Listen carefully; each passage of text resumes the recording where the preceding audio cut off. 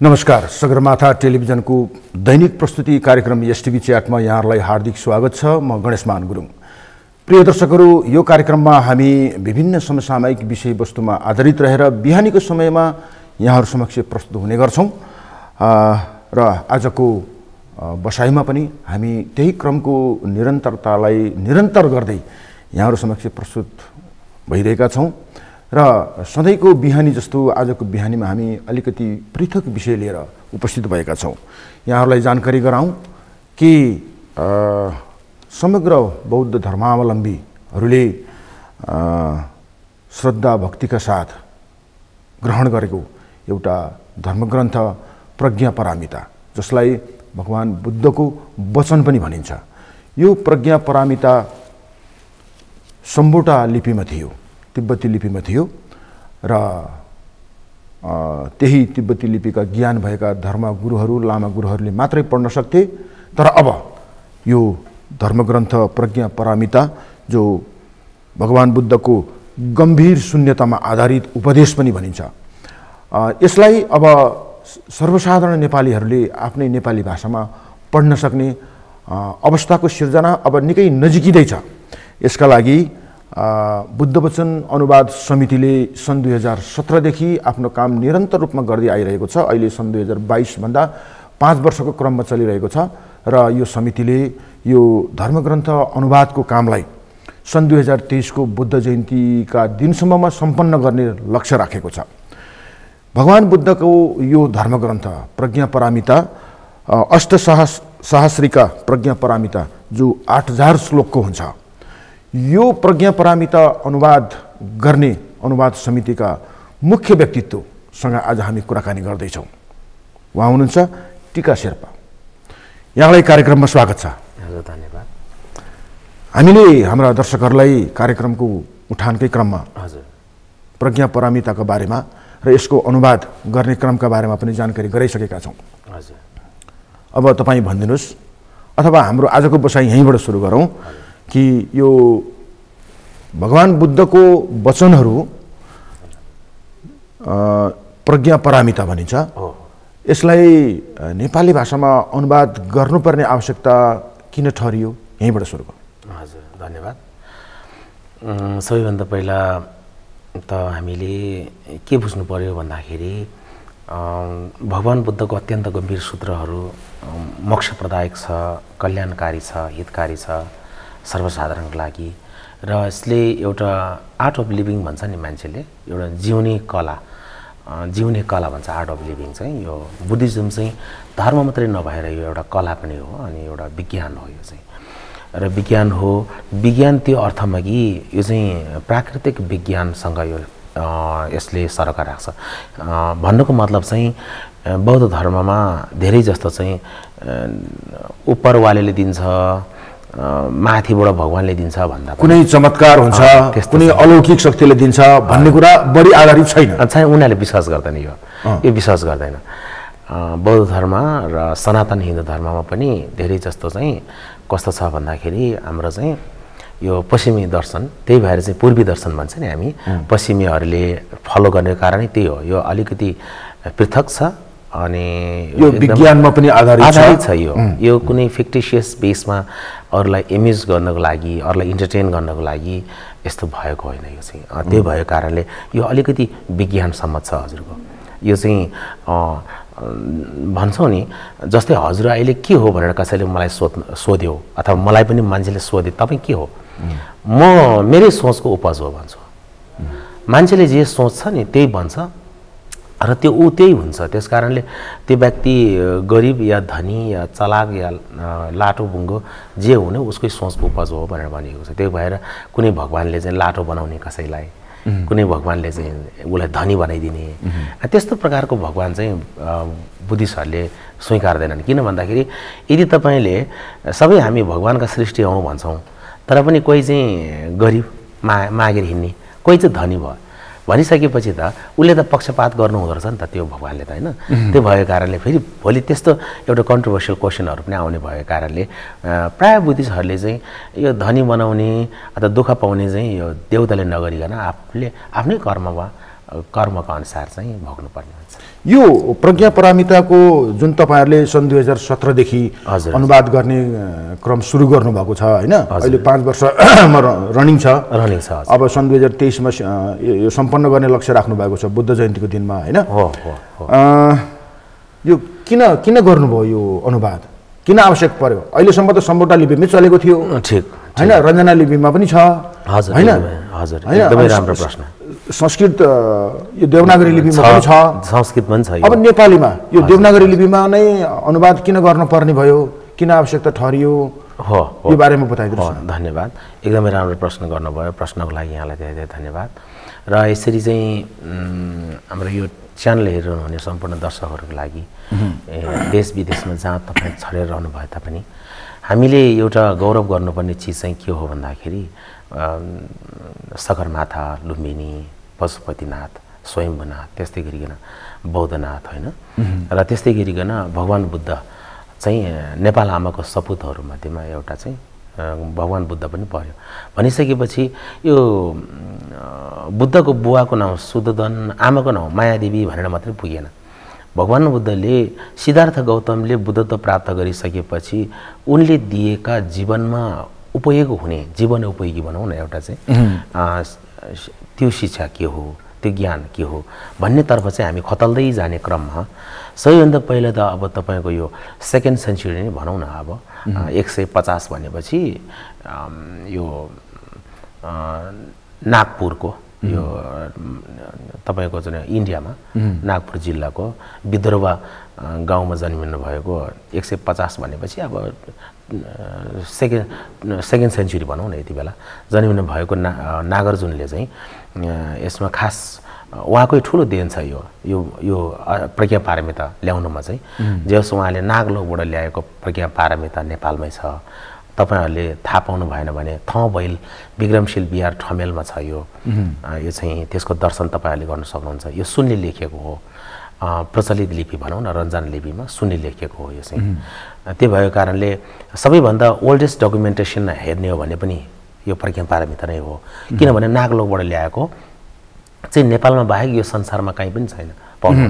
र यही अष्टसहस्रीको जस्तै यहाँ अहिले हजुरले मलाई सोध्नुभयो, यो अष्टसहस्रीको प्रज्ञा पारमिता चाहिँ पाटनको गोल्डन टेम्पलमा अहिले पनि सुनले लेखेको छ। त्यो तपाईहरुले न्युजमा पनि हेर्नुभएको होला। त्यो पढ्दा पढ्दा चाहिँ यो सुनहरू खेर जाने भएले उहाँहरूले एउटा समिति छ, उहाँहरूले फेरि सुनले लेख्ने काम गर्नुहुन्छ।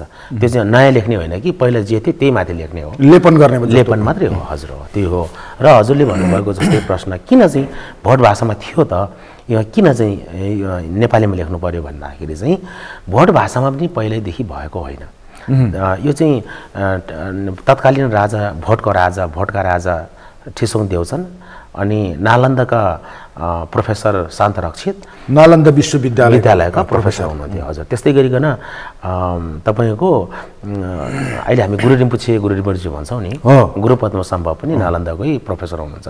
उहाँ अब मानौँ सायद उहाँ रिटायर हुनुभयो र त्यसपछि उहाँले यो ध्यान साधनामा लाग्ने, नेपालमा ध्यान साधना गर्ने क्रममा उहाँलाई पनि टिबेटमा बोलाइयो। टिबेटमा समीय गुम्बा भनेको सबैभन्दा पुरानो गुम्बा हो। यो विश्वभरिमा भएको गुम्बामध्ये सबभन्दा पुरानो गुम्बा समीय गुरु रिम्पोछेकै पालामा बनेको। त्यही भएर चाहिँ त्यति बेला मात्रै चाहिँ 8औं शताब्दीमा मात्रै चाहिँ यो भोट भाषामा ट्रान्सलेट भएको, नत्र पहिला भोट भाषामा थिएन। यो उसो भए केमा थियो त भन्दाखेरि संस्कृत भाषामा थियो, पाली भाषामा। त्यहाँ चाहिँ हामीले एउटा ट्राइलोरिङ भन्छौँ, लिपि संस्कृत थियो, भाषा पाली थियो। भाषा पाली। अनि त्यति बेला त धेरै भाषाहरू छ होइन, मगधी छ, पैसाची छ, प्राकृत भाषा छ, अनि पाली भाषा छ, त्यस्तो थियो। अब धेरै भाषाहरू हुन्छ।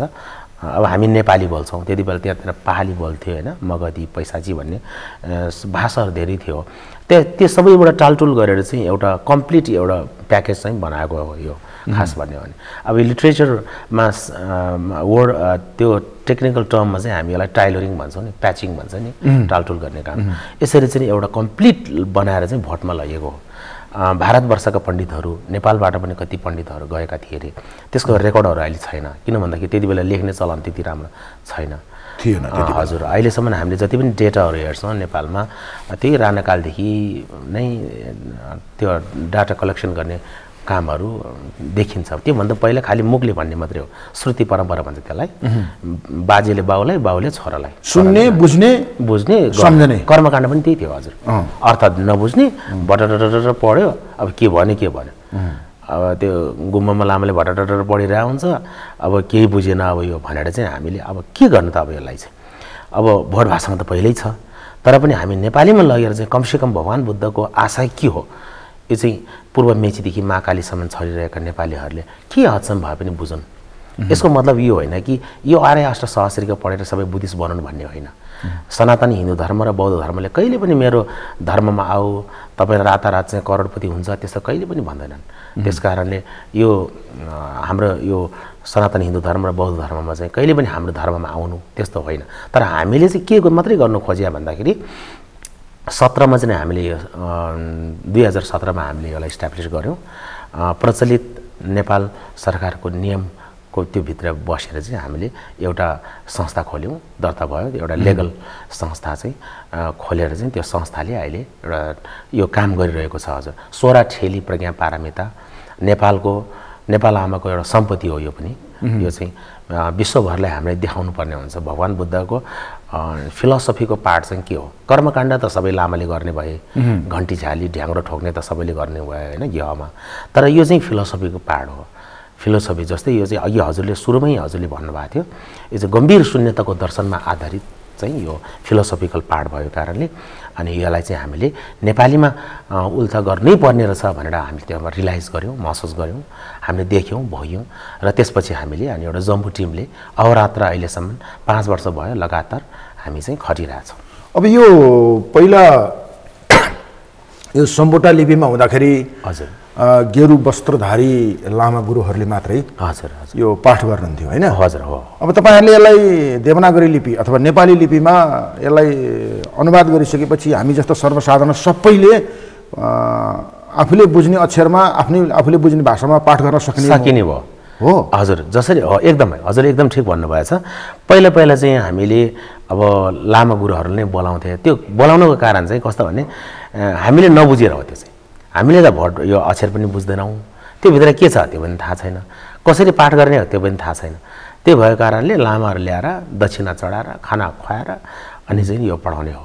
तर पनि हामीले एउटा के बुझ्नुपर्छ भन्दाखेरि एकदम हजुरले राम्रो चाहिँ उठाउनु भयो, विषय उठाउनु भयो।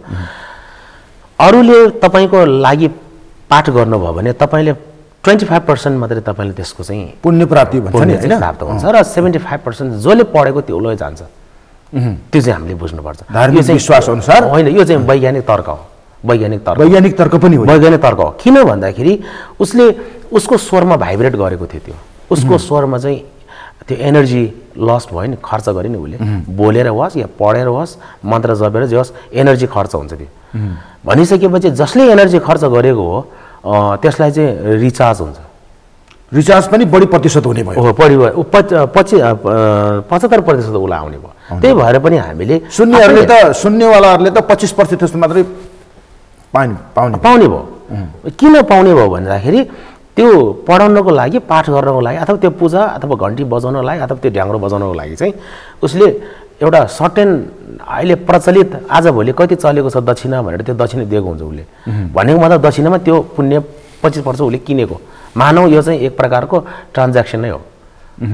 यदि एक ठाउँबाट अर्को ठाउँमा सर्दाखेरि क्वालिटी लस हुन्छ, एउटा कमर्सियल कुरा गर्ने हो भने यो चाहिँ हो। त्यो उसले दक्षिणा दिएको हो र उसले 25। तपाईँको कथनअनुसार अब सबै सर्वसाधारण नेपालीहरूले यो भगवान् बुद्धको यो गम्भीर शून्यतामा आधारित यो प्रज्ञा परामिता अब नेपाली भाषामा देवनागरी लिपिमा आइसकेपछि हजुर सबै सर्वसाधारण नेपालीले आफै पाठ गर्न सक्ने भयो। आफैले पाठ गर्न सकिन्छ। हजुरले यो श्री स्वस्थानी जस्तो याद गर्नु होला। हो, श्री स्वस्थानीको लागि पण्डित बोलेर राख्नु पर्दैन। त्यसमा श्री स्वस्थानीमा अलिकति रोचक कथाको विषयहरू आउँछ। तर यो चाहिँ यो दर्शन गम्भीर दर्शन भएको हुनाले यसमा त्यति रोचक कथा जस्तो होइन। यो चाहिँ कथा पनि छ यसमा, तर टक्का मिलेको सबै मिलेको त्यस्तो कथा होइन। यो सुन्दा झट्ट रमाइलो लाग्ने कथा चाहिँ छैन। त्यस्तो होइन हजुर।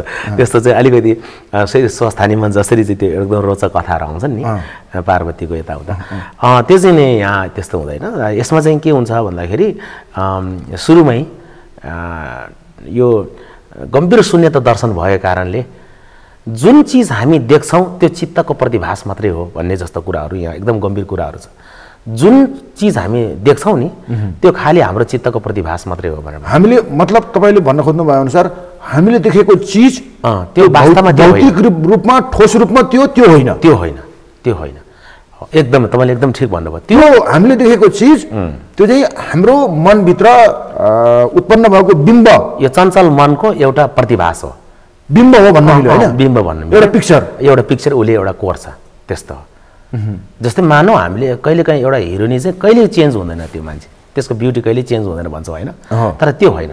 प्रति मिली सेकेन्ड, 1 सेकेन्ड भनेको त धेरै टाइम हो, अझ मिली सेकेन्ड हेर्नुहोस् है, मिली सेकेन्डमा चाहिँ मान्छे चेन्ज हुन्छ, त्यसको सेल्सहरू मर्छ, फेरि नयाँ सेल्सहरू आउँछ। त्यो अघिको मान्छे त्यो होइन, अघिको श्यामे र अहिलेको श्यामे त्यो होइन, फरक छ। हेर्दाखेरि त्यही श्यामे हो। यदि त्यही श्यामे 20 वर्ष अगाडिको त्यही श्यामे अहिले पनि त्यही श्यामे भएको भए 20 वर्ष अगाडि दौडिने श्यामे अहिले किन लट्ठी टेकेको होला त भन्दाखेरि मान्छेको जीवनमा प्रत्येक मिली, प्रत्येक क्षण पल पलमा चाहिँ परिवर्तनहरू हुन्छन् र त्यो होइन। र जसरी अघि हजुरले भन्नुभएको थियो सुरुमा हामीले देखेको एउटा ग्लिम्स हाम्रो साइड थियो नि, त्यो एउटा ब्युटी होस्, सुन्दरता होस्, ग्ल्यामरस केही चिजहरू, वाउ भन्ने चिजहरू हामीलाई यस्तो लाग्छ कि यो सधैँ रहिरहन्छ, तर सधैँ रहिरहँदैन थियो भन्नाले। अब यो तपाईँहरूले यो अनुवाद गर्नुभएको यो प्रज्ञा पारमितामा हजुर दर्शनै हो, यो दर्शन हो, बौद्ध दर्शन हो, यो गम्भीर बौद्ध दर्शन पनि सटिक यो शून्यताको दर्शन हो। अब यो दर्शन भन्न साथ निकै गम्भीर विषय हो, निकै क्लिष्ट विषय हो, अलि अप्ठ्यारो विषय हो हजुर हजुर हैन?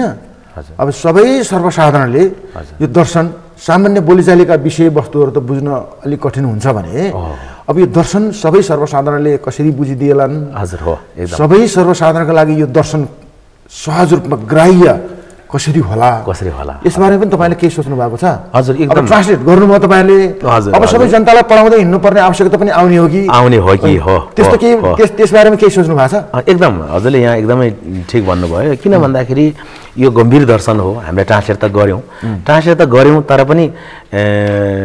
गऱ्यौँ तर पनि भोलि मान्छेले नबुझ्दिएला भन्ने हाम्रो एउटा च्यालेन्ज हो। त्यसको लागि हामीले प्रत्येक बुकसँगै एउटा डिक्सनरी पनि आउँछ, यसरी यो डिक्सनरी पनि आएछ है, यसलाई चाहिँ शब्दकोश भन्छ। यो भित्र नबुझेको शब्दहरू यहाँ हेर्ने हो, यो चाहिँ एउटा डिक्सनरी पनि छ। अनि यसमा तपाईँको सबैभन्दा पहिलो च्याप्टर नै अलिकति गाह्रो छ, सर्वकार ज्ञातचर्य भन्ने छ क्या, सर्वकार ज्ञातचर्य परिवर्त भन्ने, त्यो अलिकति गाह्रो छ। अनि दोस्रो चाहिँ अलिक सजिलो छ, सक्र परिवर्त भन्ने। सक्र भनेको चाहिँ फेरि हजुरहरूले नबुझ्ला, सक्र भनेको देवराज इन्द्रलाई भनेको। देवराज इन्द्र चाहिँ भगवान् बुद्धको जन्मिँदाखेरि नै उहाँको लिङ्गहरू देखिन्छ, उहाँको त्यो बुद्ध चरित्र, बुद्ध जीवनी हेर्दाखेरि लिङ्ग छ। त्यस कारणले दोस्रो परिवर्तन नै यो देवराज इन्द्र अथवा सक्र परिवर्तन छ।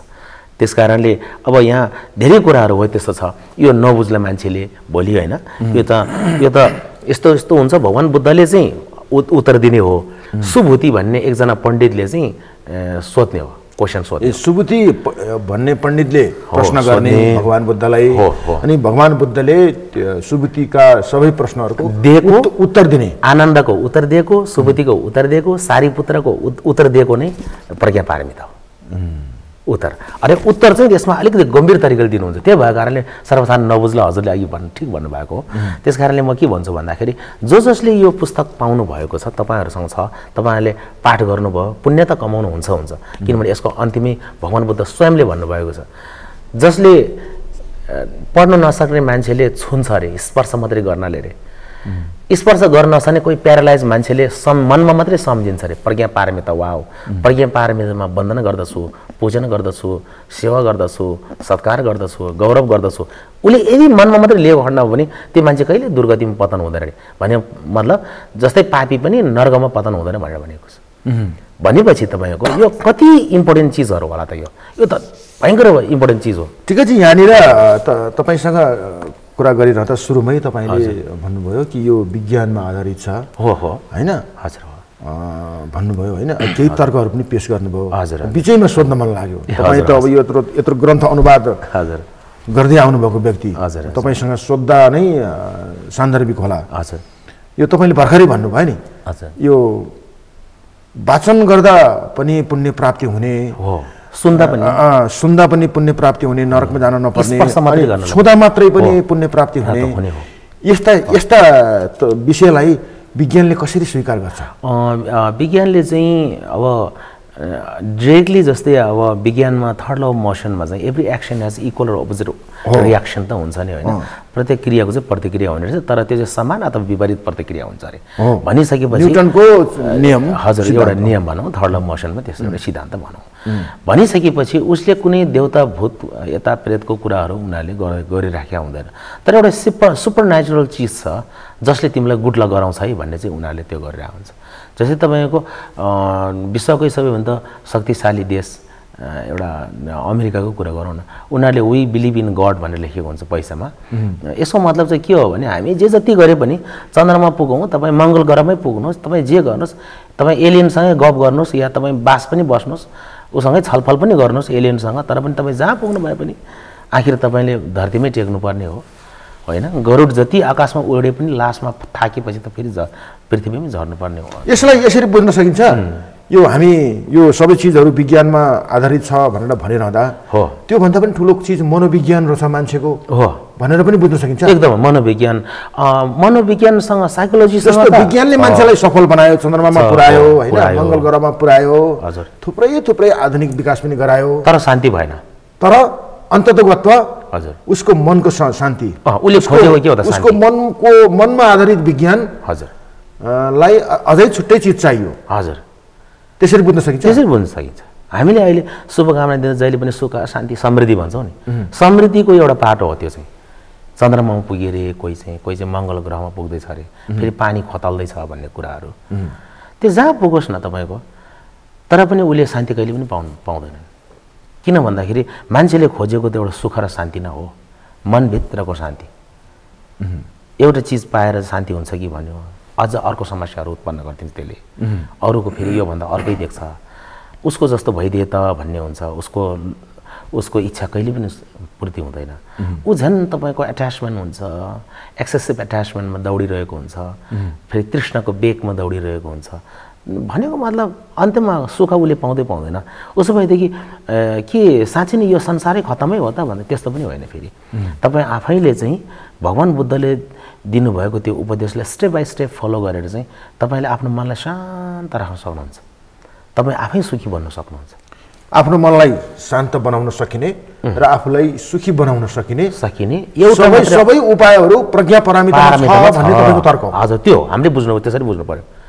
कुनै भूमि विस्तार मानौ कसैको 2000 रोपनी जग्गा छ अरे भने ऊ सुखी छ त भनेर तपाईँले सोध्नु भयो भने उसले बाहिर रूपमा हाँसेर भन्ला म ठिकै छु भन्ला, तर उसको मनमा कहिले पनि सुख हुँदैन। भूमि विस्तार, प्राकृतिक दोहन गरेर कमाएको पैसाहरू, अट्टालिका भनेको गगनचुम्बी भवनहरू, अनि तपाईँको अरबौँ खरबौँ जति सम्पत्ति भएको मान्छेले हजुरले सोध्नुभयो भने आर यु ह्याप्पी भनेर सोध्नु भयो भने उसले एउटा भन्ने चाहिँ उसलाई यस आइ एम ह्याप्पी भन्ला उसले होइन, तर उसको अन्तर्मनले मन ह्याप्पी छ कि छैन भन्ने कुरामा हाम्रो प्रश्न हो।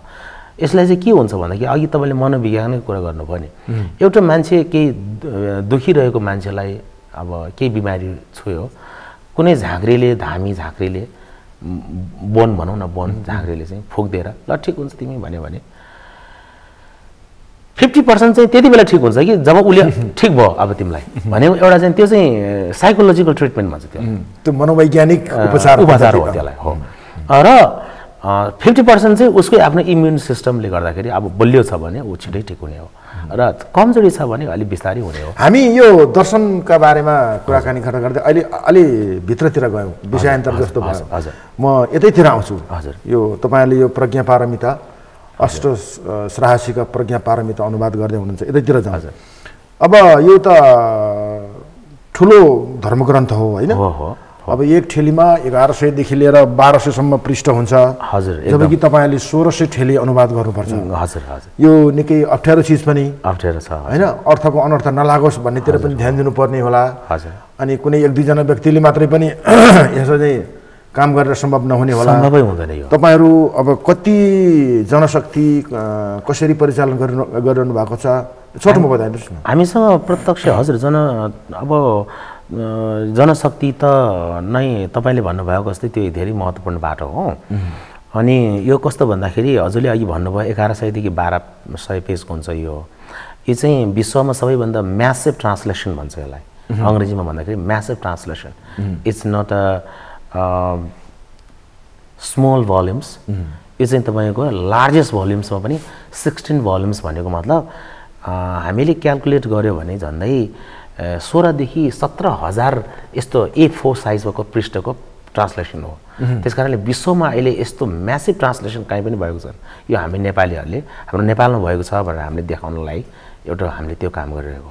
त्यसकारणले सुरुमा हामीले एउटा चिया पसलमा मेरो अनन्य मित्र एसपी राजेन्द्र गुरुङजी हुनुहुन्थ्यो र हामीले एउटा चिया पसलमा एउटा फुटपाथको चिया पसलमा यो सन् 2017 भन्दा अगाडि कुरा हो। 17 अगाडिको कुरा हो यो। फुटकर सानो यस्तो सानो बुकहरू चाहिँ धेरै ट्रान्सलेट गर्यौँ हामीले। तर पनि अब एउटा त्यस्तो एउटा ट्रान्सलेट गरौँ जसले चाहिँ नेपाल आमालाई झन् विश्वमा चिनाउन सकुन्, मान्छेले चिन्नुन्। प्रज्ञा पारमिता भनेको त पहिले त हामीले सुनेको मात्रै थियो, फोटो पनि खिच्न दिँदैन अरे, खालि दर्शन पनि हुन्छ अरे भन्ने सुनेको थियो। तर अब हामी रियलमै वास्तविक रूपमै देखाइदिउँ न त ट्रान्सलेट गरेर नेपालीलाई भनेर चाहिँ हामी दुई भाइले जुन मेरो अनन्य मित्र एसपी राजेन्द्र गुरुङज्यू र हामी दुईजना बसेर एउटा कन्सेप्ट तयार पार्यौँ। त्यही कन्सेप्टमा चाहिँ टेकेर हामीले अनि सबै कुरा गर्दै जाँदाखेरि अहिले 25 जनाभन्दा बढी चाहिँ प्रत्यक्ष रूपमा यसमा इन्भल्भ छ।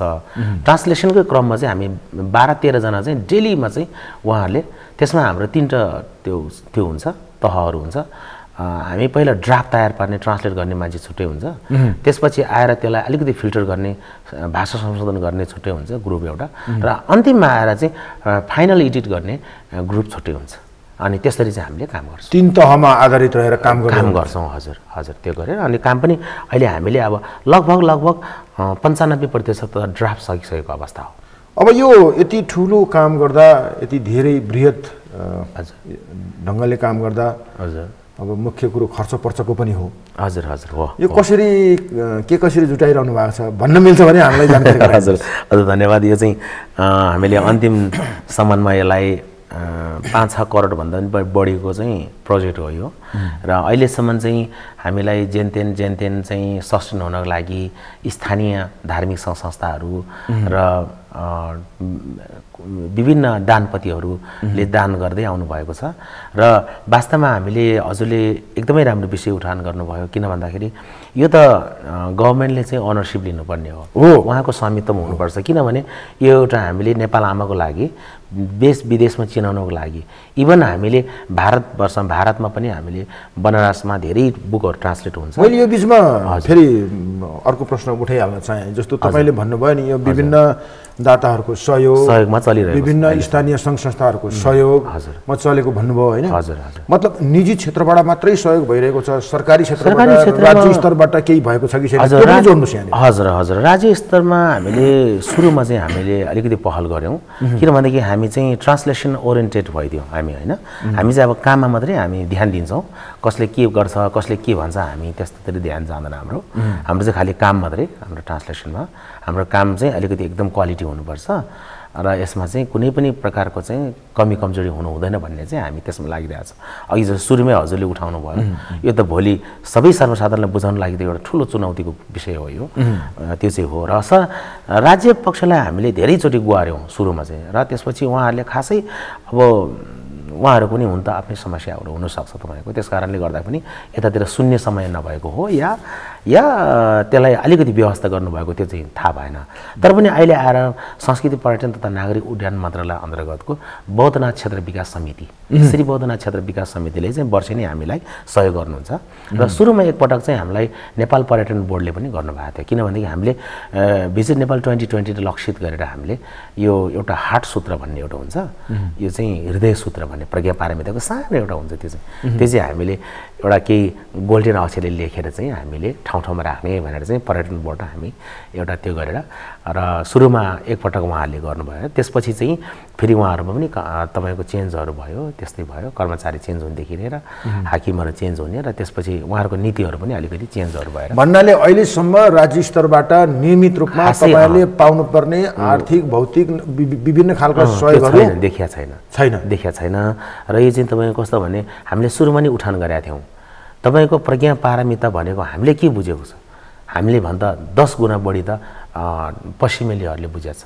प्रज्ञा पारमिता यदि इम्पोर्टेन्ट चिज हो, यदि गम्भीर चिज हो, यो भित्र यस्तो एउटा दर्शन ल्याइएको छ कि मान्छेको जीवन के हो, संसार के हो, यो दृश्यहरू के हो, घटना के हो, अनि मान्छेको कन्सेप्टबाट मान्छेले कस्तो कस्तो कुराहरूको इमेजिन गर्न सक्दो रहेछ, वास्तवमा त्यो छ त, त्यो केही पनि हुँदैन भन्ने कुराहरू यहाँ छ। वास्तवमा आएर के हो त, त्यो शून्यताबाट आएको मान्छे शून्यतामै बिलाउने गर्छ। अब तपाईँहरूले मान्नुहोस्, अब सन् 2023 को बुद्ध जयन्तीको दिनमा यो प्रज्ञा पारमिता अनुवाद गर्ने काम सम्पन्न गर्ने भनेर तपाईँहरूले लक्ष्य राख्नुभएको छ। हजुर, हाम्रो एकदम त्यति बेला तपाईँहरूको लक्ष्य पुरा होस्, हाम्रो पनि शुभकामना छ। हजुर, धन्यवाद। अब यो तपाईँले अनुवाद गरेको चिजलाई फेरि अब राज्यले, सरकारले हैन वैधानिक रूपमा वैधानिकता दिनुपर्ने होला, मान्यता दिनुपर्ने होला, के छ त्यो प्रक्रियाको कुरा के छन् त्यो पनि बताइदिनुहोस्। यसमा चाहिँ अब यस्तो हुन्छ, यसमा चाहिँ अब सरकारले भन्दाखेरि पनि अब हाम्रो विज्ञहरूलाई हामीले राख्नुपर्ने हुन्छ। अहिले जति पनि कामहरू छ अलिकति यो विज्ञहरू एक्सपर्टहरू नराखेको हो कि जस्तो लाग्छ। जस्तो तपाईँले यो ढलहरू बाटोकै कुरा गरौँ न, एउटाले चाहिँ पाइप खनिरहेको हुन्छ, अर्कोले फेरि पिच गरिरहेको हुन्छ, फेरि अर्को खानेपानीले खनिरहेको हुन्छ, हो त्यस्तो टेलिकमले खनिरहेको हुन्छ। त्यस्तो त्यो चाहिँ तपाईँको कस्तो भने एउटा दूरदर्शिता भएन, त्यो चाहिँ त्यस्तो चाहिँ हुनु भएन। कुनै पनि क्षेत्रमा हजुरको विज्ञ चाहिँ एकदमै इम्पोर्टेन्ट कुरा हो। अहिले यहाँले एकदमै राम्रो कुरा के उठान गर्नुभयो भन्दाखेरि यो त कसैले भोलि एउटा दिनु पऱ्यो, अथराइज त गर्नु पऱ्यो। त्यसको लागि चाहिँ अब हाम्रो भनौँ न गभर्मेन्टसँग यस्तो एक्सपर्ट मान्छे कतिवटा छ त तपाईँले अहिले होइन, एउटा भनौँ न, ल 1 2 3 मा चाहिँ गभर्मेन्टले यो मान्छे यस्तोमा एक्सपर्ट छ होइन, लुम्बिनी विश्वविद्यालयमा यो मान्छेहरू एक्सपर्ट हुनुहुन्छ, टियुमा यो मान्छेहरू एक्सपर्ट छ यो प्रज्ञा पारमिताको बारेमा होइन, अथवा केयुमा चाहिँ यस्तो यस्तो मान्छेहरू एक्सपर्ट छ भनेर चाहिँ उहाँहरूले एउटा लिस्ट तयार पार्नु सक्नुहुन्छ भन्नेमा मलाई अलिकति सँगै लाग्छ। किन भन्दाखेरि यो धेरै गम्भीर विषय हो। त्यही भएको कारणले अहिले चाहिँ हामीलाई के लाग्छ भन्दाखेरि जति पनि विद्वानहरू हुनुहुन्छ, यो त महायानको लिट्रेचर हो, यो फेरि यो थेरवादीसँग त्यति सम्बन्ध हुँदैन। किन भन्दै यो शून्यताको गम्भीर दर्शन चाहिँ थेरवादीसँग त्यति त्यो हुँदैन। त्यस कारणले हुनु त हामी थेरवादीबाट हुँदै चाहिँ महायान पुग्ने हो, त्यसपछि बजारयान जाने हो, तर भए पनि यो महायानको लिट्रेचर हो। त्यस कारणले यो लिट्रेचरलाई बुझ्नको लागि त्यस्तो एक्सपर्टहरू कोही छ भने हाम्रो लागि धेरै स्वागत के हो, वन्दनीय छ, पूजनीय छ त्यस्तो व्यक्तिलाई। र त्यस्तो भएन भने पनि हामीले चाहिँ के गर्छौँ भन्दाखेरि यो अहिले हामीसँग 4वटा सेक्टहरू छ नि होइन, चारवटा सम्प्रदायहरू, गेलो, यिङमा, कयु, हुन त ज्वानाङ पनि छ यो हिमाली बौद्धमा। अब गेलोमा रहेका एकदम टप लेभलका अहिले नामी एकदम आचार्यहरू, खेम्बो गुरुहरू पनि हुनुहुन्छ हाम्रो यसमा। कायु सम्प्रदायका टप लेभलका गुरुहरू पनि हुनुहुन्छ, साक्यका टप गुरुहरू पनि हुनुहुन्छ। र यदि मात्रै होइन कि हामीले पाटनका बजारचार्य गुरुहरूलाई पनि हामीले अब चाहिँ उहाँहरूलाई पनि राखेर उहाँहरूको महत्त्व राखेर यो भित्र चाहिँ कुनै पनि लाइनहरू त्रुटि नहोस्। जसरी भगवान बुद्धले उपदेशन गर्नुभएको, देशना गर्नुभएको छ, त्यसरी चाहिँ हामीले सर्वसाधारणको हातमा पुर्याउन पाऊँ भन्ने चाहिँ हाम्रो त्यो हो। त्यस कारणले यो चाहिँ भन्नाले टिकाजी तपाईँहरूले यो सन् 2023 को बुद्ध जयन्तीको दिनमा यो अनुवाद सम्पन्न गर्नुहुन्छ। हजुर हजुर। अब यो अनुवाद गरिएको चिजलाई, यो विषयलाई, यो कृतिलाई फेरि विज्ञहरूको अध्ययनको लागि पनि पठाउनु पर्ने भयो होइन? हजुर। अब विज्ञहरूले अब त्यो क्रममा पनि यो मान्यता प्राप्त हुने क्रममा पनि अलिकति समय अझै लाग्ने पो हो कि के हो? हजुर, मान्यता त तपाईँको अब प्राप्त भइ नै सक्यो भन्दा पनि हुन्छ। किन भन्दाखेरि 4वटा सम्प्रदायले सुरुदेखि नै हामीलाई साथ दिँदै आइरहनु भएको छ। ए, तपाईँहरू मतलब यो अहिले अनुवाद पनि गर्दै हुनुहुन्छ र उहाँहरूसँग चेक पनि गराउँदै हुनुहुन्छ? ड्राफ्ट चाहिँ जब ड्राफ्ट सक्यो अनि फिल्टरमा जाने हो। फिल्टर भनेको फिल्टर गर्ने क्रममै विज्ञहरूसँग चाहिँ ल यो परीक्षण गराउँदै आइरहनु भएको छ। हजुर, यो ठिक छ। यो कुन आधारमा ठिक छ भन्दाखेरि हामीले जुदाउँदै जाँदाखेरि मूल संस्कृत टेक्स्ट र हामीले भोट राख्छौँ, साइमल्टेनियसली दुईटा ट्याली गर्छौँ हामीले। कहिलेकाहीँ भोटमा भएको चिज संस्कृतमा पाउँदैन, हामीले पाएनौँ भनौँ, अब काम गर्दै जाने क्रम। कहिलेकाहीँ संस्कृतमा भएको चिज फेरि भोटमा छुटेको जस्तो देखिन्छ। त्यस कारणले त्यसको बारेमा पनि हामीले अब संस्कृत विज्ञलाई होइन, अब भोटको चाहिँ फेरि भोटकै विज्ञलाई राखेर चाहिँ यो डायलगमा कसरी छुट्नु गयो होइन त, कि त संस्कृतमा हराएको हो कि त भोट भाषामा हराएको भनेर चाहिँ हामीले हो त्यस्तो चाहिँ तर्क राखेर रिसर्च पनि सँगसँगै जाने, त्यसलाई ट्याली पनि सँगसँगै गर्दै लाने, अनि संस्कृतमा जस्तो भएको छ उतातिर अर्को तरिकाले नजाओस् भनेर चाहिँ हामी एकदमै सतर्क साथ कामहरू गरिरहेको छ। मैले यो अब यो अनुवादको प्रसङ्गलाई छोडेर अब तपाईँहरूको यो अनुवादको अभियानलाई फेरि राज्य स्तरमै जोड्न चाहे। हजुर जस्तो नेपाल भन्ने देश, नेपाल राष्ट्र भन्ने देशले हजुर संयुक्त राष्ट्र संघबाट मान्यता, एउटा देशको मान्यता पाउनको लागि यही रञ्जना लिपिमा लेखिएको प्रज्ञा पारमिताको अन्तिम 2 पृष्ठ भन्नुभएको थियो तपाईँले अफियरमा, होइन? त्यो नै पेश गरेपछि नेपालले नेपाल भन्ने देशको मान्यता पायो। हजुर एकदम एकदम संयुक्त राष्ट्र संघबाट अति सुन्दर सुन्दर। नेपाल भनेको, नेपाल भनेर नेपाल चिनिएको यही प्रज्ञा पारमिताको अन्तिम 2 पृष्ठबाट हो। सही हो, जो रञ्जना लिपिमा लेखिएको थियो। यो सही हो, होइन? सही। भनेपछि नेपाललाई चिनाएको यो वस्तु हजुर हजुर को यो प्रज्ञा पारमिता, यो विषयसँग तपाईँहरू काम गर्दै हुनुहुन्छ, होइन? तर नेपालकै ठुला ठुला मान्छेहरूले तपाईँलाई चिनेन। हजुर हो, होइन? यसो भनियो भने अतिशयोक्ति होला, के हुन्छ? सही हो यो कुरा। किनभने तपाईँको सत्य कुरा कहिले पनि लुक्दैन। जसरी सूर्य कहिले लुक्दैन नि तपाईँको, त्यस्तै गरिकन सत्य पनि कहिले लुक्दैन। त्यो भनेको जस्तै गरेर एकछिन बादलले सूर्य छप्ला, त्यो अर्कै कुरा हो, सधैँको लागि छपिँदैन त्यो। त्यो सत्य भनेको नि त्यस्तै हो। सत्य कुरा चाहिँ अहिले हजुरले भन्नुभएको जस्तै हो। अब सुरुमा नेपालले संयुक्त राष्ट्रसङ्घको युएनको मेम्बरसिप लिनको लागि चाहिँ, सदस्यता लिनको लागि हामीले लिपि पेश गर्नुपर्ने हुन्छ। सबै राष्ट्रको, जस्तै भुटानले आफ्नै, चीनले आफ्नै, इन्डियाले आफ्नै, नेपालले आफ्नै लानुपर्ने हुन्छ। अब इन्डियाले त्योभन्दा अगाडि नै, यो महेन्द्रको पालाको कुरा हो, यो 1954-5 को कुरा हो, तत्कालीन राजा महेन्द्रको पालामा हो। त्यति बेला चाहिँ हाम्रो यो ठमेलमा एकजना भुवाल सिंह प्रधान भन्ने चाहिँ महेन्द्र राजाको साह्रै नजिकको मान्छे हुनुहुँदो रहेछ, र उहाँकै सहयोगमा चाहिँ यो शतसहस्रीको प्रज्ञा पारमिता, यो त अष्टसहस्रीका हो, तर त्यो 1 लाख श्लोकको चाहिँ प्रज्ञा पारमिताको अन्तिम पृष्ठहरू 3 पृष्ठ निकालेर उहाँहरूले पेश गरेको भन्ने कुरा छ। र त्यसपछि सुरुमा चाहिँ उहाँहरूले एउटा टोलीलाई चाहिँ पठाउनु भयो, र त्यसपछि चाहिँ देवनागरी लिपि लगेर जानु हुँदाखेरि यो देवनागरी लिपि त इन्डियाले, भारतले पहिले नै पेश गरिसक्नु भएको छ। त्यस कारणले अरूले पेश गरेको चिज तपाईँहरूले नल्याउनु, तपाईँहरूको आफ्नै मौलिक के छ भने निकाल्नु न। जस्तै तपाईँको चाइनाको त आफ्नै छ, जापानको आफ्नै छ, अनि तपाईँहरूको पाकिस्तानको आफ्नै भयो, होइन? तपाईँहरूको किन भएन त? बङ्गाली भयो, बङ्गलादेशको आफ्नै छ। हजुरहरूको छ भने के ल्याउनुहोस्। अब के ल्याउने? अब त्यहाँ त तपाईँको ढिलो भइसक्यो। 1 वर्ष 2 वर्ष त्यसै तिनीहरू ल्याङ भएर त्यो टाइम चाहिँ वेस्ट भयो। त्यति बेला त्यो भएको रहेछ। त्यतिखेर त अब म त जन्मेको पनि थिएन होला, होइन? 1954 को कुरा हो यो। त्यसपछि गरेर चाहिँ अनि यो भुवाल सिंह प्रधानज्यूको सहयोगमा चाहिँ, अनि त्यसपछि त्यो शतसहस्रीका कसैले पनि त्यसरी दिँदैन तिनीहरूले। त्यो भनेको तपाईँको फोटो पनि खिच्नु मिल्दैन थियो। तपाईँले अहिले पनि गाह्रो सोध्न सक्नुहुन्छ।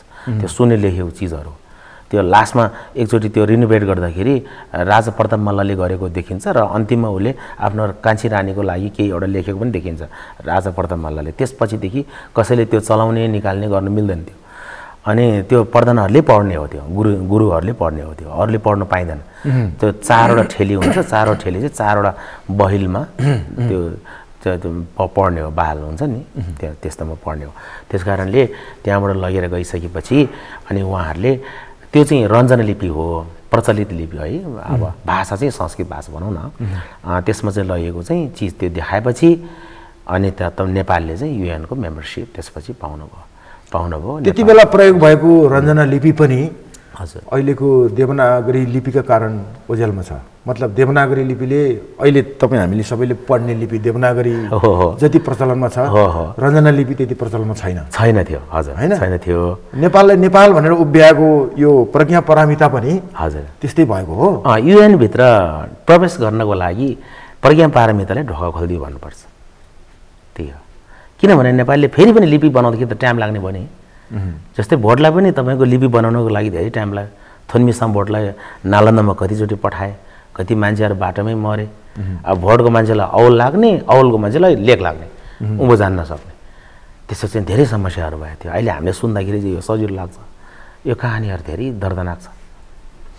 यो तपाईँहरू अहिले अनुवादको काम गरिरहनु भएको छ, हजुर, होइन? हजुर।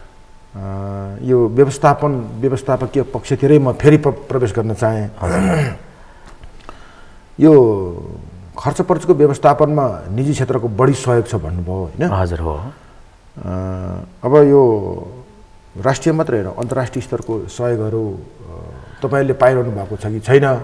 फेरि नेपालको संस्था दर्ता ऐनले त अन्तर्राष्ट्रिय सहयोग लिँदा हजुर हैन स्थानीय अधिकारी मतलब सिडिओ साहबको अनुमति लिनुपर्छ भन्ने पनि छ हैन त्यस्तो के भइरहेछ अन्तर्राष्ट्रिय सहयोग बिना यो कति सम्भव अथवा त्यो त्यस्तो खालको सहयोग पाइरहनु भएको छ कि छैन के छ हजुर यो चाहिँ एकदम यहाँले एकदम ठिक गर्नुभयो कुरा यो सुरुमा चाहिँ हामी चाहिँ यो श्रीलङ्काको एम्बेसीसँग चाहिँ अलि नजिक थियो किनभने यो श्रीलङ्काको एम्बेसी यो जापानिज अनि यो थाइल्यान्डको एम्बेसीहरू आउँदाखेरि हामीले नै बौद्ध घुमाउने हो किनभने त्यो एक्सप्लेन गर्नुपर्ने हुन्छ र उहाँहरूले एक दुईचोटि प्रतिबद्धता चाहिँ जनाउनु भएको हो तर पनि अहिले चाहिँ श्रीलङ्काको अलिकति इकोनोमी त्यति राम्रो पनि छैन र एउटा कुरा के भयो भन्दाखेरि श्रीलङ्कामा चाहिँ धर्म मन्त्री भन्ने छुट्टै हुन्छ फेरि धर्मकै छुट्टै मन्त्री हुन्छ त्यो त्यहाँ चाहिँ क्याबिनेटमा बैठक बस्नुपर्ने हुन्छ त्यहाँ उसले चाहिँ बैठक राख्नुपर्ने हुन्छ र त्यहाँ चाहिँ कस्तो हुन्छ भन्दाखेरि अब थेरवादीहरूको धेरै बोलबाल भएको कारणले गर्दा यो महायानी यो बज्रयानी भनेको चाहिँ उहाँहरूले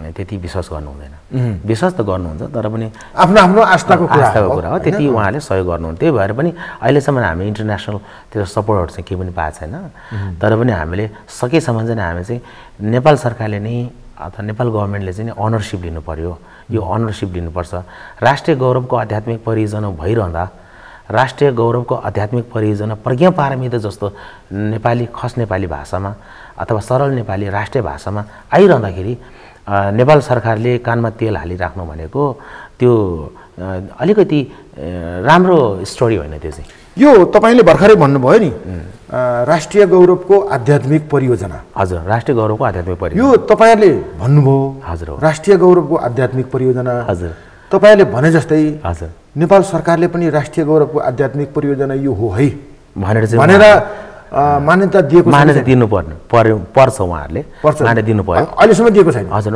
दिनु नदिनु कसरी भने अहिलेसम्म दिएको त छैन हामीले पनि अब त्यो बारेमा भनेको छैनौँ होइन धेरै विद्वानहरूले त यो राष्ट्रिय गौरव तपाईहरुले नै आफ्नो पहुँच पुर्याउन अलिकति कमजोरी भइरहेको छ किन हामी चाहिँ काममा ओरिएन्टेड भयो ट्रान्सलेसनमा ओरिएन्टेड भइराख्यो हामी दायाँ बायाँ जाने यस्तो सुन्ने मान्छे भेट्ने काम चाहिँ हामीबाट त्यति भएको छैन त्यो भएको कारणले पनि होला तर उहाँहरूले मान्यता नदिने भन्ने त कुरै हुँदैन किन भन्दाखेरि एउटा नेपाल आमालाई विश्वमा चिनाउनको लागि एउटा काम भइराखेको छ भने यसको मतलब तपाईहरु अब आफ्नो काममा केन्द्रित भइरहँदा तपाईहरुको व्यवस्थापकीय पाटोमा पनि अलिकति कमजोरी छ हो हैन हामी चाहिँ गभर्नमेन्टसँग चाहिँ जहिले पनि अपडेटमा चाहिँ हामी अलिकति कम नै छु एकदम अपडेट चाहिँ कम भइरहेछ भनौँ न पातलो छ तपाईले अलि अघि पनि भन्नुभएको थियो यो विश्वमै एकदम ठूलो मात्रामा गरिने अनुवाद हो ह्युज ट्रान्सलेसन भन्नुभयो हैन म्यासिभ नै हो म्यासिभ ट्रान्सलेसन हजुर ठूलो मात्रामा गरिने यो अनुवादको काम विश्वमै यो पहिलो हो भन्नुभयो हो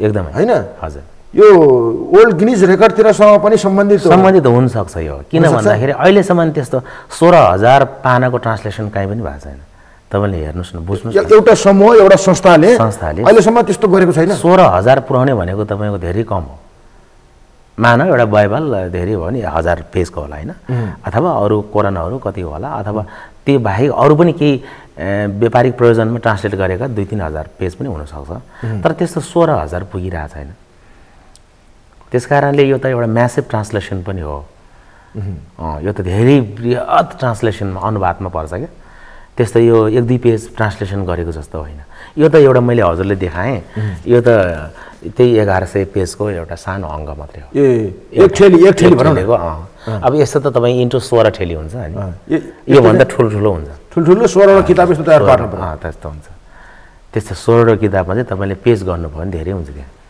त्यस्तो छ त्यही भएको कारणले हामीले एउटा नेपाल आमाको भनौँ न नेपाली आमालाई विश्वमा चिनाउनको लागि हामीले विभिन्न चिजहरू अँगाल्न सक्छौँ नि सङ्गीत मार्फत ट्रान्सलेसन मार्फत होइन तपाईले कसैले हिमाल चढेर देखाउनुहुन्छ कसैले केही एउटा कीर्तिमान गरेर चाहिँ देखाउनुहुन्छ नि हामीले चाहिँ फेरि अरूलाई देखाउनु हामी खतरा हो भनेर देखाउनको लागि यस्तो काम गरे होइन हामीले चाहिँ यो सर्वसाधारण नेपालीहरू जति आफ्नै लागि गरे बुद्धको भित्र के छ भनेर अलिकति इन्ट्रेस्ट राख्नु हुने आमाहरू धेरै देख्यौँ हामीले बुवाहरू हामी दाजुभाइहरू देख्छौँ हामीले होइन टियुतिर पनि कहिलेकाहीँ म देख्छु म पहिला टियुको विद्यार्थी हो अनि त्यसपछि गएर चाहिँ अब अहिले लुम्बिनीमा पनि धेरै स्टुडेन्टहरू बढ्दैछ होइन यो मास्टर्स गर्ने बुद्धिज्ममा मास्टर्स गर्ने भनेको मतलब उहाँहरूलाई अलिकति मनमा छ कि यो बुद्धको चाहिँ खासै के हो भन्ने चाहिँ एउटा जिज्ञासा चाहिँ मेटाउँ भनेर मात्रै हामीले यो गर्नु खोजेको हो। हजुर। अनि यो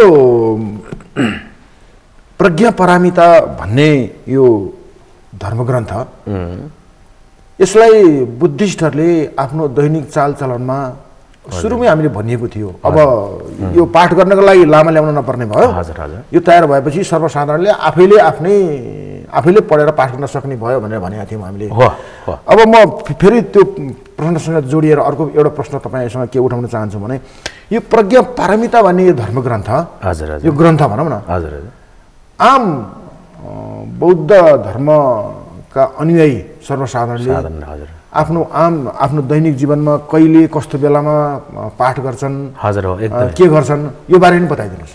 धन्यवाद। यो प्रज्ञा पारमिता चाहिँ तपाईँले अहिले पनि ललितपुरको गोल्डन टेम्पलमा होइन त्यो बिहारहरूमा चाहिँ यो अष्टसहस्रिका यो नै पाठ गर्ने हो। यो सुनले लेखेको छ। यो चाहिँ कोही बिरामी भयो भने पाठ गर्नुहुन्छ, कोही चाहिँ यो अपरेसन गर्दाखेरि शीघ्र स्वास्थ्य लाभ होस् भनेर मेरो फल्नाको नाममा पाठ गरिदिनु भनेर त्यहाँ गुरुआचार्यहरूलाई गुरुजीहरूले उहाँहरूले दक्षिणा राख्नुहुन्छ। र यो पाठ गर्नु त 6 महिना अगाडिदेखि नै लाइनमा बस्नुपर्छ पाटनमा। त यो अहिले भनेर अहिले हुने होइन। यो तपाईँको 6 महिना पछाडि गर्नु छ भने 6 महिना अगाडि नै यो चाहिँ पहिला तपाईँले नाम लेखाउनु पर्ने हुन्छ। त्यस्तो छ त्यहाँ, त्यस्तो खचाखच छ। भनेको मतलब यो चाहिँ बिरामी हुँदाखेरि पनि पाठ गर्दैन सकिन्छ तपाईँहरूले। अनि कसैको अपरेसन छ, कसैको विदेश यात्रा छ सफल हुनको लागि, अनि कसैको चाहिँ यो विशेष गरिकन पहिला चाहिँ पहिला प्राचीन कालमा भनौँ न दुर्भिक्ष होइन, अनिकाल, युद्ध, झैझगडा, प्राकृतिक प्रकोप, त्यो ल्यान्डस्लाइड्सहरू हुन्छ नि, यो पहिरो, बाढी पहिरो, दुर्भिक्ष अनि अनिकाल यस्तो महामारीमा चाहिँ यो पढ्ने हो। यो पाठ गरिसकेपछि कम्तीमा 4वटा भिक्षुहरू भयो भने कोरम पुग्छ। भिक्षुहरूसँग हुनको लागि 4 जना हुनुपर्छ, 4वटा भिक्षु हुनुपर्छ। त्यस्तो भिक्षुहरूले पढ्यो भने हुन्छ। तर हामीले त्यस्तो भएन भने पनि तपाईँले आफैले पढ्न सक्नुहुन्छ। यो पढ्ने अस्ति मलाई एकजनाले सोधिरहनु भएको थियो यो कसरी पढ्ने हो। हामीले त के हो त केही मेलो मेसो नै पाएन। त्यही त अब पहिला अब सम्बोटा लिपिमा जुन खालको लय, जुन खालको शब्द उच्चारण टक मिल्थ्यो, अब नेपालीमा अनुवाद गरेपछि ठ्याक्कै त्यस्तै लय, हजुर त्यस्तै शब्द उच्चारण हजुर मिल्ला नमिल्ला। म हजुरहरू सबैजनाले हाम्रो सगरमाथा टेलिभिजन हेरिरहनुहुने सबै दर्शक आदरणीय दर्शकहरू तपाईँहरू एउटा छोटो उदाहरण स्वरूप म एउटा उदाहरण स्वरूप हजुरलाई यो चाहिँ तपाईको यसरी भनेको छ। यस्तो मैले सुनि एक समयमा भगवान राजगृहको गृद्धकुट पर्वतमा विराजमान हुनुहुँदा उहाँको साथमा 1250 भिक्षुहरूको महासङ्घ थियो। ती सबै पनि अरहत आश्रप क्षीण भएका, क्लेश नभएका, वशीभूत भएका, सुविमुक्त चित्त भएका, सुविमुक्त प्रज्ञा भएका, अजानीय महानाग, गर्नुपर्ने कार्य गरिसकेका, गर्न योग्य कार्य गरिसकेका, भार त्यागेका, आफ्ना अर्थ प्राप्त गरिसकेका, भव संयोजन परिक्षीण गरिसकेका, सम्यक रूपले सबै जानेकाले सुविमुक्त चित्त भएका, सबै चित्तलाई वशीभूत गरी परम्परामित प्राप्त गरेकाहरूमध्ये एकजना पुद्गल बाहेक यस्ता थिए भने ती एकजना आयुष्मान आनन्द थिए। यस्तो टाइपले हामीले भन्नाले विशेष यस्तै खालको लय हुनुपर्छ भन्ने भएन, सर्रै पढ्दाखेरि पढिने ढङ्गले पढ्दा हुने भयो। अब अझ भनौँ अब गाउँमा अलिकति यस्तो आचार्यहरू खेम्बहरू नहोला, उहाँहरूको सहयोग लिनु सकिन्छ तपाईँहरूले। र कोही हुनुहुन्न भए पनि ठिकै छ। तपाईँ जस्तो मैले भन्न खोजेको छु जस्तो स्पिडमा हुन्छ त्यही स्पिड। यो सम्बोटा लिपिमा यो भोट लिपिमा पढ्ने लामाहरूले विशेष ढङ्गले लयबद्ध ढङ्गले एकदम पढ्नुहुन्छ के धर्मग्रन्थ होइन। अब त्यस्तै लयबद्ध ढङ्गले त अब हामी सर्वसाधारणले पढ्न नसकौँला होइन। अहिले तपाईँले जसरी हामीलाई पढेर सुनाउनु भयो त्यसरी नै सर्र पढ्दा हुने भयो होइन। सर्र पढ्दा हुने भयो। र तपाईँहरूले एउटा श्री स्वस्थानीलाई याद गर्नुहोस् न, त्यसरी नै पढ्ने हो। श्री स्वस्थानी जसरी तपाईँले हुन्छ यो भित्र पनि कथाहरू छ। त अघि सुरुमा मैले हजुरलाई निवेदन गरेँ कथा चाहिँ श्री स्वस्थानी कस्तो त्यस्तो इन्ट्रेस्टिङ कथाहरू हुँदैन। त यो चाहिँ कस्तो भने यो चाहिँ तपाईँको जीवन र मृत्युको रियालिटीलाई खोतल्दै जानुपर्ने भएको कारणले यो त्यस्तो गजबको कथा फिक्टिसियस बेसमा वाउ भन्ने टाइपको कथा हो। एकदम सुन्दाखेरि चट्ट चाख लाग्ने खालको त्यस्तो चाहिँ भएन होइन।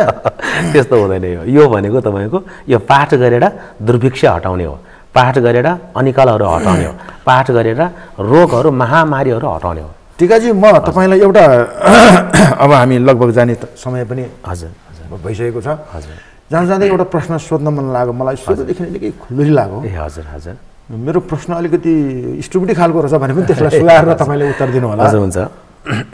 यो बौद्ध धर्म दर्शनमा विद्वता प्राप्त गरेका थुप्रै व्यक्तित्वहरू नेपालमा छन्। धेरै नहोलान् तर थुप्रै छन् होइन, प्रशस्तै नहोलान्। हजुर हजुर अब रिम्पोछेहरू हुनुहुन्छ, खेम्पोहरू हुनुहुन्छ, लोपनहरू हुनुहुन्छ होइन, अनि थुप्रै विषयमा यस्तै विषयमा पिएचडी गरेकाहरू पनि छन्, मास्टर डिग्री गरेका पनि छन्। तपाईँ पनि लुम्बिनी विश्वविद्यालयबाट होइन बौद्ध धर्म दर्शनमा मास्टर डिग्री गरिसक्नु भएको मान्छे, यस्तो थुप्रै विद्वानहरू छन् क्या। हजुर हजुर होइन, अब उनीहरूको नजरमा यो प्रज्ञा पारमिता अनुवाद गर्ने उनीहरूको दिमागमा क्लिक भएन। हो तपाईँकै दिमागमा किन क्लिक भयो यो कुरो त फेरि मैले तपाईँलाई नसोधेर अरूलाई सोधेँ भने त फेरि अलिक फरक खालको तकरा होला होइन, त्यही भएर मैले तपाईँलाई सोध्न खोजेँ क्या। हजुर धेरै धन्यवाद। हजुर यति धेरै मान्छेहरूको दिमागमा क्लिक भएन, हजुर हजुर तपाईँकै दिमागमा किन क्लिक भयो? हजुर धन्यवाद। अब यो धर्मग्रन्थ अनुवाद गरेपछिको यसपछिको हिडन तपाईँको कुनै अरू उद्देश्य पनि छ कि छ भने भनिहाल्नुहोस् है। हजुर त्यस्तो खास केही पनि छैन। हजुरले अहिले भन्नुभएको जस्तै हो, धेरै मेरो चाहिँ श्रोताहरूले के भन्नुहुन्छ भन्दाखेरि मैले अर्को एनबी टेलिभिजन पनि टक सोहरू गर्छु कहिलेकाहीँ, अनि रिपोर्टहरू तयार पार्छु मैले। धेरै उहाँहरूले मलाई के भन्नु, तपाईँ त परिचित मान्छे हो नि त, तपाईँ विभिन्न धार्मिक अनुष्ठानहरूमा होइन विभिन्न खेम्पोहरूको रिम्पोछेहरूको अनुवाद गर्न पनि जानुहुन्छ, त्यसैले तपाईँ धेरै ठाउँमा परिचित पनि हुनुहुन्छ। हजुर म यो बारेमा बताइदिनु। हजुर म चाहिँ पब्लिकमा धेरै जानुपर्ने हुन्छ। अहिले हजुरले भन्नुभएको जस्तै तपाईँ चाहिँ एकदमै लकी हुनुहुँदो रहेछ भाइ भनेर भन्नुहुन्थ्यो धेरैजनाले। किन र भन्दाखेरि धेरै मान्छेहरू थिए, विद्वानहरू पनि थिए, पहिला पनि धेरै विद्वानहरू थिए, उनीहरू अब कोही परलोक भए कोही के भए होइन, तर पनि अहिले पनि धेरै विद्वानहरू छन्। तर पनि प्रज्ञा पारमी जस्तो यस्तो धेरै अमूल्य चिज चाहिँ तपाईँको हातमा कसरी आयो यो भनेर अहिले हजुरले भन्नुभएको जस्तै यो हिसाबले हेर्दाखेरि तपाईँ धेरै भाग्यमानी भनेर भन्नुभएको थियो। हजुरले भन्नुभएको चाहिँ कुरा ठ्याक्कै मलाई हो त्यो सम्झना आयो क्या।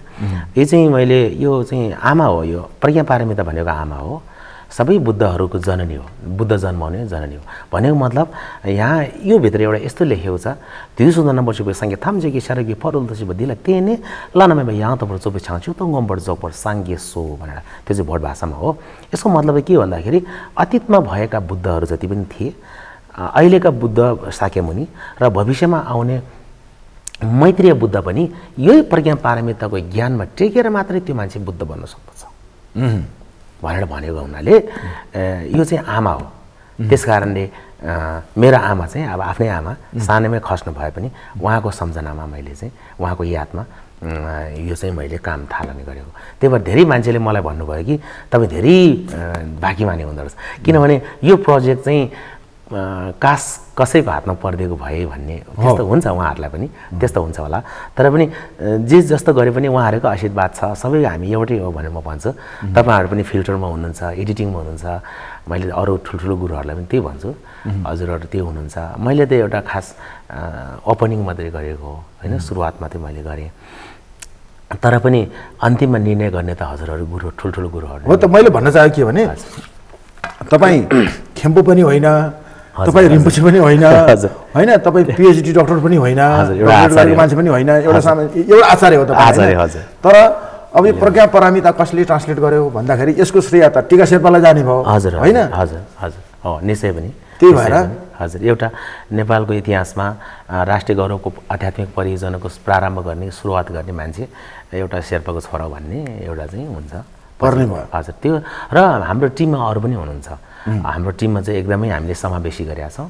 त्यसमा चाहिँ हाम्रो मगर छ होइन, टिममा भएका साथीहरूको बारेमा सर बताइदिनुहोस् न, अब हामी बिट मारेर निस्कँदैछौँ। त्यसमा चाहिँ हाम्रो अहिले श्रद्धेय खेम्पो निमा सिंह मगर हुनुहुन्छ होइन, र त्यस्तै गरिकन हाम्रो लोपन छोइङ मगरमा हुनुहुन्छ, उहाँ पनि रोकाइ मगर हो, मगर हुनुहुन्छ।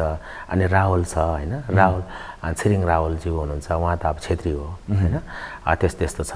अनि पुण्य प्रसाद पराजुलीज्यू हुनुहुन्छ, एडिटिङमा हुनुहुन्छ, पराजुली उहाँ त बाहुनी हुनुभयो। र बेला बेलामा हामीलाई सहयोग गर्नुहुने एकदमै प्रकाण्ड बौद्ध विद्वानै भन्नुपर्छ नारायण प्रसाद रिजाल यहाँ हाम्रो हुनुहुन्छ, बियोम कुसुमको, उहाँ एकदम संस्कृतविद पनि हो र महायानमा एकदमै दक्षता प्राप्त भएको मान्छे र एकदम ज्ञानी विद्वान पनि हुनुहुन्छ, उहाँ पनि हामीलाई सहयोग गर्नुभएको रहेछ। र त्यस्तै गरिकन सम्पूर्ण कुमार लामाज्यू हाम्रो घिसिङ हुनुहुन्छ उहाँ घिसिङ र त्यस्तै गरिकन अहिले हाम्रो नेपाल विद्युत प्राधिकरणको कुलमान दाई पनि आइरहनुहुन्छ बेला बेलामा उहाँलाई पनि एकदम इन्ट्रेस्ट छ यो कुरामा होइन। अनि त्यस्तै गरिकन हामीसँग अरूहरू पनि हुनुहुन्छ आचार्य तेन्जिङ लामा भन्नेहरू यस्तो यस्तो छ। अनि भोजराज लामी छाने हुनुहुन्छ। त्यस कारणले हाम्रोमा चाहिँ यो चाहिँ खालि शेर्पाले मात्रै गर्यो हो कि भनेर कसैले हेर्नुभयो भने त्यस्तो होइन। यो चाहिँ सबै जात जाति अटेको तपाईँको यो अभियान हजुर सामूहिक प्रयासमा आधारित छ भनेर बुझ्दा पनि हुने भयो। हजुर यो सामूहिक प्रयास नै हो र कुनै पनि चिज हामी एक्लैले निर्णय गर्दैनौँ। हामी सबै ठुल्ठुलो गुरुहरू राखेर चाहिँ हामी निर्णय गर्छौँ। त्यस्तो हो हाम्रो चाहिँ, त्यस्तो हो काम चाहिँ। हुन्छ टिकाजी, आजको हाम्रो बसाइको समय सकिसकेको छ। हजुर हामीले आज नियमित प्रस्तुतिको विषयभन्दा अलिक फरक विषयमा रहेर हामीले आफ्नो प्रस्तुतिलाई केन्द्रित गऱ्यौँ। आजको यो हाम्रो निम्तालाई स्वीकारेर तपाईँ यहाँ आइदिनु भयो। तपाईँले सन् 2023सम्म यो प्रज्ञा पारमिता अनुवाद गर्ने काम सम्पन्न गर्ने जुन लक्ष्य राख्नुभएको छ त्यो तपाईँको लक्ष्य पूर्ण होस्, कुनै पनि बाधा व्यवधान नआओस्। हामी सबै दर्शकहरूको तर्फबाट समेत पनि तपाईँलाई शुभेच्छा व्यक्त गर्न चाहन्छौँ। यो समय र संवादको लागि यहाँलाई धेरै धेरै धन्यवाद। धन्यवाद हजुरलाई पनि। हजुरको यो सम्पूर्ण टिम हाम्रो सगरमाथा टेलिभिजन एकदमै लोकप्रिय टेलिभिजन हो। यो लोकप्रिय टेलिभिजनको सबै युनिटहरू लगायत हजुरलाई विशेष गरी हजुरले चाहिँ मलाई यहाँ निम्त गर्नुभयो र मेरो मनको कुराहरू दुई शब्द राख्ने मौका हजुरले दिनुभयो र त्यस्तै गरिकन राष्ट्रिय गौरवको आध्यात्मिक परियोजना कहाँ पुग्यो भन्ने बारेमा हाम्रो सबैजना हाम्रो दर्शकहरूलाई पनि अपडेटिङ गर्ने मौका पनि हजुरले दिनुभयो। त्यसको लागि हजुरको यो च्यानल अझै पनि लोकप्रिय होस्, अझै पनि फलोस् भन्ने शुभकामना दिन चाहन्छु। धन्यवाद। धन्यवाद। प्रिय दर्शकहरू, आज थियौँ हामी प्रज्ञा पारमिताका अनुवाद समितिका एकजना विशेष व्यक्तित्व टिका शेर्पासँगको संवादमा। आजको हाम्रो संवाद र बसाइ यहीँ टुङ्गिन्छ। हामीलाई हेरिदिनु भएकोमा यहाँहरू सबैलाई धेरै धेरै धन्यवाद। हामी फेरि पनि नियमित रूपमा यसरी नै यहाँहरू समक्ष प्रस्तुत हुने नै छौँ। आजका लागि हामी सबैलाई आज्ञा दिनुहोस्। नमस्कार।